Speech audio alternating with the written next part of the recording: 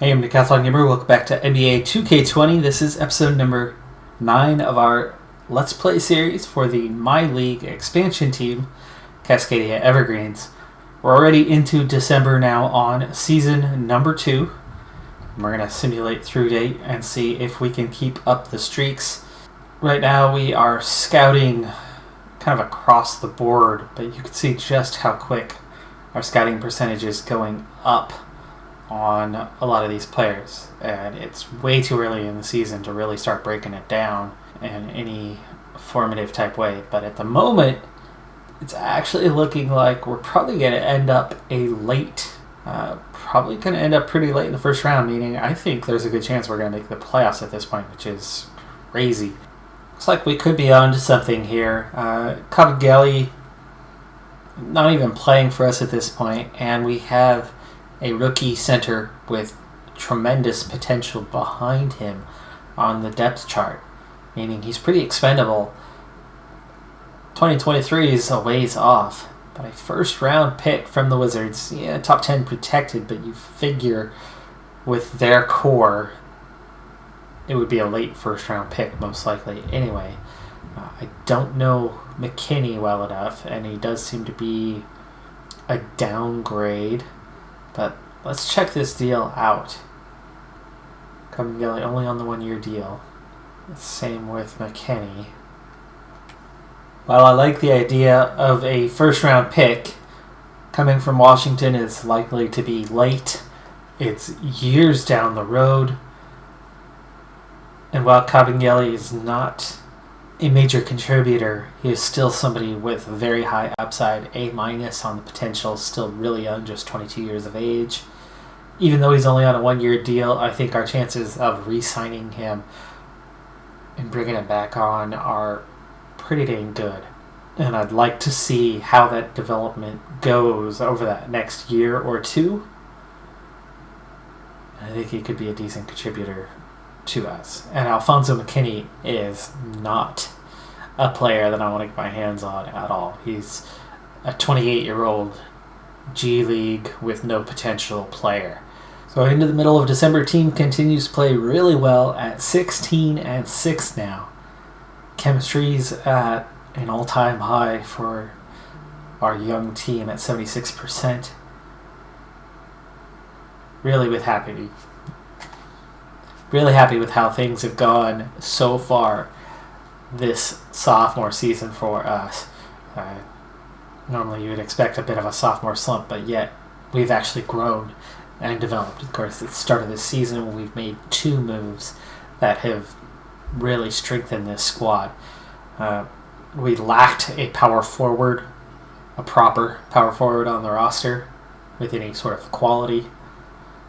And so we got rid of Mike Conley, who was reserve at point guard, and the old man on the squad, and really expensive. So through that swap, we were able to pick up Bjelic for now having a proper power forward. And then also we had an abundance of small forwards behind Maggette, the second pick in the draft, who was already the starter coming straight out of college. And older players, late 20s, good players, but just so far down the depth chart, and including one of them being pretty expensive. So we offloaded a couple small forwards, 3rd and 4th man on the depth chart. For that, we picked up Buddy Hield, upgrading our shooting guard position, which Bogdanovic was our best player there, and pretty expensive. So Bogdanovic might be somebody I move on with in this episode, or maybe the next episode, certainly before trade deadline. I think we might let him go so that we can continue that trend. But that's going to depend a little bit on salary. I'm not sure where he's at on that. I know he's expensive, but I don't know if he's in the last year of his deal. If I have a couple years, I think I only got him on a 1 year. So Bogdanovic may be surplus to requirement at this point. Actually, why don't we take a look at that through contract extensions. So Rozier wants to test free agency, but at 14 mil, I think we would have a pretty easy time matching and re-signing him. Though he might want more than that. But if he's already developed up into an 80 for us, that's pretty good. And actually, I've got 2 years on his contract, so he'll be fine. Portal might be a little harder to re-sign this year, but I think we'll be able to match whatever somebody else comes up with. Holiday looking for a big pay increase, and I'm not sure whether we're ready to step up to do that or not. So our second played game of the season is going to be our first played home game of the season. We go up against the Sacramento Kings, a Kings squad that is a bit worse off with Buddy Hield coming to our side, and through those trades, they're actually looking a little bit worse. I think they're probably deeper than they were. Marvin Bagley, their top player in 84, is better than my starters, but two of their starters are guys that were lower down on my depth chart this last season. DeAnthony Melton, now at shooting guard, and Kentavious Caldwell-Pope, who was my fourth string small forward, and apparently my third string small forward is either on the bench or injured at this point for them. No De'Aaron Fox at this point. I don't know if they lost him in free agency or if he is out injured as well.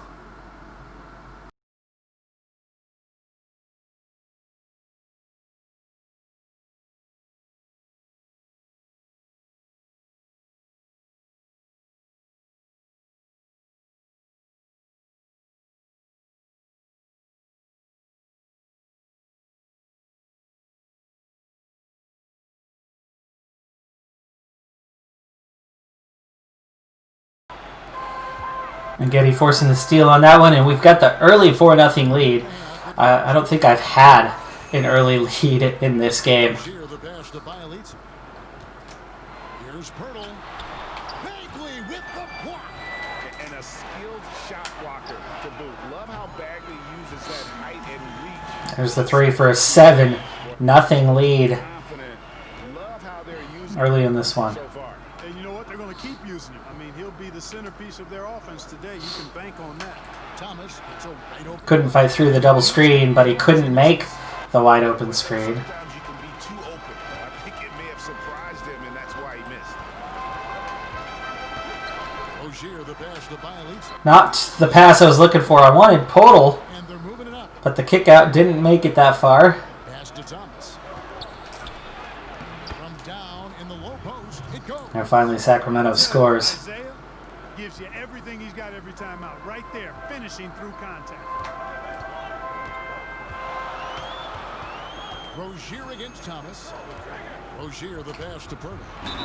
Fouled on the. Oh, and one. So one free throw coming up. The free throw drops for Pirtle. Not only first to 10, but we're already up by 8 at this point in the game. Could this be our first comfortable win? Thomas against Rozier. Again, Thomas missing. The shooting numbers just aren't there yet in the quarter. Thomas against Rozier. Inside, Pirtle. Ooh. Extend the lead to double. All over my back, no foul called. Guys, they're looking for a way to score here. Yeah, they've had a tough time taking I the was hoping he was going to continue attacking the basket. He doesn't. He checks up. Good at putting his teammates in the position to score. Now, here's Rozier. He's got 5. Maggette outside. In the corner, it's Hield. 6 to shoot. Rozier against Thomas. It's not going to go. And it's Oh, it does! the 3. Rozier's got 8 points. He's too busy celebrating. Get back in position. just great Uh, and didn't unfortunate. Rozier but didn't need makes a 3 and then stands there and Points on the board. I don't mean style points. body language wise taunts the other team, and instead our defense ends up completely unbalanced to get back. Easy fast break 2 there. Kings will go for a different look here. Rashawn Holmes, he's checked in for Marvin Bagley. Gary Giles comes in for Jabari Parker. Otto Porter Jr., he's checked in for Milton. And it's Mike. There's Porter, our third piece. Now here is Holiday. A three I thought about it. to the middle. Here's Boucher. Back to Barnes. Outside Bogdanovich. Pass to Holiday. The pass to Boucher. Shoots over Holmes. Boucher's shot is off. The Kings trail by 7. Here's Caldwell Pope. Caldwell Pope makes me pay on that one. Second basket of the game. It's actually the one thing he did for me really well last season. Caldwell Pope get into the lane like this. Holiday, the pass to Barnes. Oh! And the Kings going. Man, he gets shoved hard on that. There's Porter with the 3. Out of bounds, Kings ball as Sacramento keeps possession.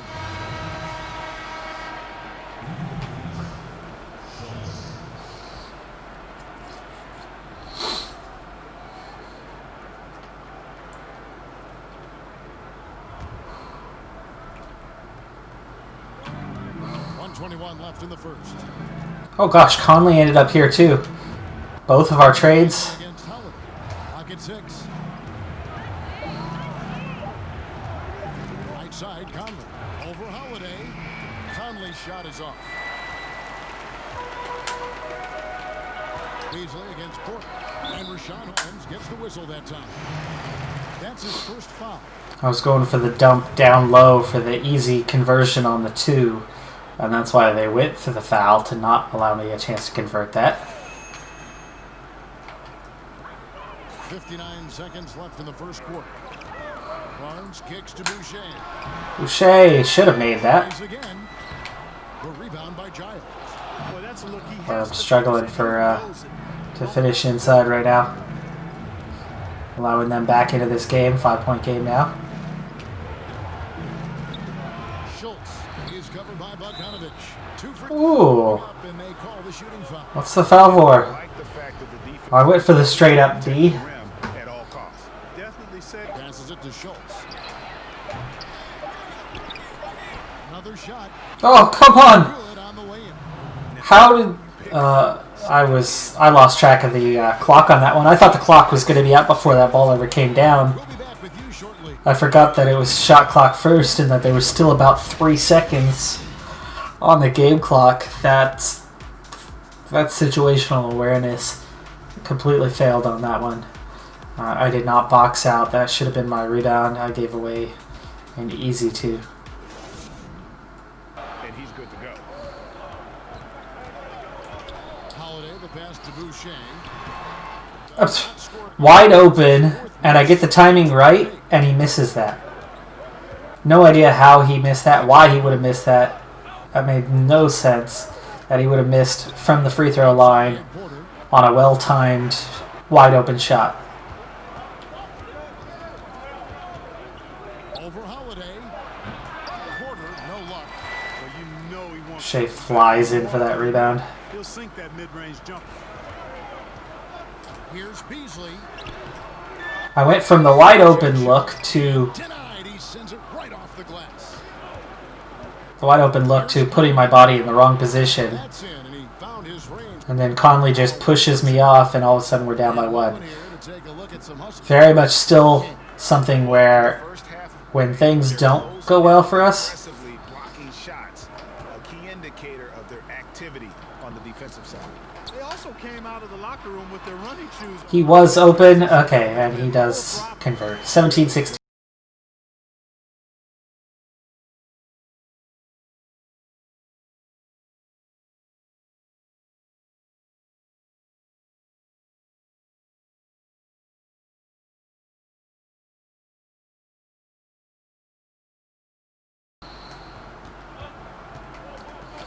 Back to Rozier. Lets the Rozier gets a little space, and it's and again, with when this game doesn't want you to, it's not. Got enough opening to go for the 3. I didn't think it was a bad choice on that And when this game wants it to, the other team will fast break with ease.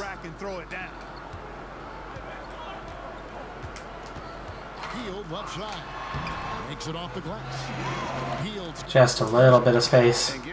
Finally turn that into something.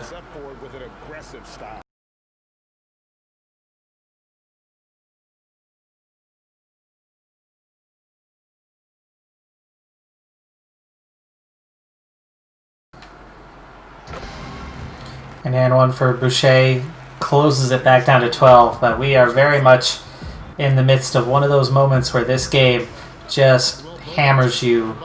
Everything for the other team falls. And no matter how open you are, no matter how close you are to nailing down a perfect shot, they force the miss again and again and again and again. Timing that one right, getting the layup, and yet it doesn't go.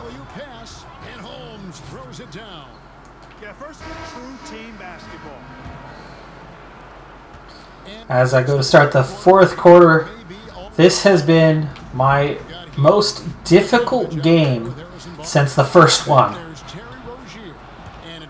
Kings cannot miss, whether I defend well or poorly. And no matter how wide open we are, our shots just keep falling. I'm wide open, and somehow he comes back across under the hoop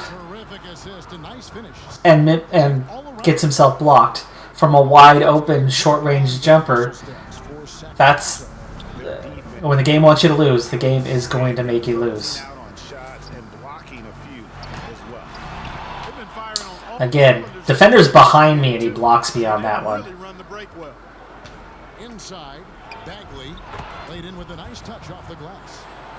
This one's done. I'll see you in the final seconds. There's 10 seconds left in the fourth quarter. So we were down by 20. We close it back down just a little bit to 16, but that's going to do it for this one. This was one of those games where no matter how well I defended, the Kings just couldn't miss. I don't know what they ended up at, but I think they shot 60, 70% from the field. And third quarter especially, they could not miss all quarter long. No matter how open I was, no matter how good of a look I was able to obtain, we would either miss or they would block from 6 feet away. They'd come up and block the shot from 6 feet away. They'd be behind us and block the shot. Bagley, I think Bagley had 6 or 7 blocks in the game. It was just insane. And while Rozier and Heel both ended up with 10 points, it was just a struggle that I could not overcome in this one. It was just one thing after another. Pirtle with 10 boards. One of the only positives on the day, as it was a rough day. But it happens. You're not going to win them all. Kings were on fire all game long. Long road trip the back half of the month. Let's see if we can get through this one still with at least a winning record. I'd like to see if we can maintain about 500 through this stretch. That would be the sign of a team that is a lot better than our starting lineup would suggest. Okay, it's not been a good stretch. 2-6, 2-7. Okay, now Kabengele and Bielitsa are actually a couple players that I would be okay with moving, but I don't have a backup power forward. That trade would not work out well for us. This has been a rough month for the team. 3 straight wins at the end of the month, though, really helps counter what was a pretty poor stretch for us. But at 21-14, as we enter January, we're actually in pretty good shape, to be honest with you. Those 3 wins really helped with that. We were down to 18-14 prior to that. But it was a difficult road stretch, and we definitely did not come out on the top end too much. Blowouts weren't there. I mean, the Kings one ended up a blowout. And the Raptors was a bit of a blowout, losing by 19. Most of the rest of the games were close. We lost to the Kings again, actually, less than a week later, so rough stretch against them. But came out okay through that. I mean, we had 5 wins and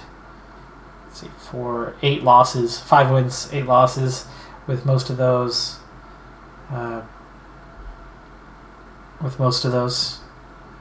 on the road is tolerable for, especially for a second-year team that is still very young and far from being good enough at this point. So as we go into January, the Rockets at 26-9 have really rebounded from a terrible year last year. The Clippers 24-10, just a game and a half back. Jazz are up there as well, and then a little further back to the Mavericks, and we're only a game behind them in 5th place with 35 games played already. I mean, we're almost halfway into the season, and we're in 5th place. Now, last season, of course, we did start pretty strong, but that was 12-8 before a lot of losses came our way. It was not this deep into the season at all. Team chemistry is still relatively good at 69%. We're still 13-8 in the conference. We still have a winning record on the road and still quite strong at home. Our point differential, a positive 3.1, certainly not indicative of a team this high up the standings. So I would think, especially as it's just percentage points between us and the Suns and the Grizzlies, that we're probably bound to slip back a ways, maybe even slip out of the playoffs entirely. We may finish the season below 500. I don't think we're a team that should have 21 wins right now. Our best player's in 82. Right? We have some depth. Our second unit keeps us in games. But I just don't think we're a team that's going to hold up over the long term. We had a good start to the season. That's awesome. Happy for it. Just don't think it'll hold. I do think that as time goes on, we'll get down here somewhere around where the Nuggets are now. Spurs, Thunder, Lakers, T-Wolves struggling like crazy right now. Wow, what a difference a year makes. Of course, the Lakers lost Anthony Davis. I don't know where he ended up going as a free agent, but he left the Lakers, and they are worse off for it by far. I mean, the league looks totally different this year than last. In the East, Pistons, Knicks still struggling. Magic, Wizards, Heat, Hornets, all really bad. We're well above them, well above the Cavaliers. I mean, look at the top of the league. It drops off so quick in the East this year. And you've got a clear, top 7. Very competitive West down through Denver. That's going to do it for this episode, though. I'm Decathlon Gamer. Thanks for tuning in. Be sure to hit that like button, and I'll see you next time. Have a good one. Be safe out there, and bye for now.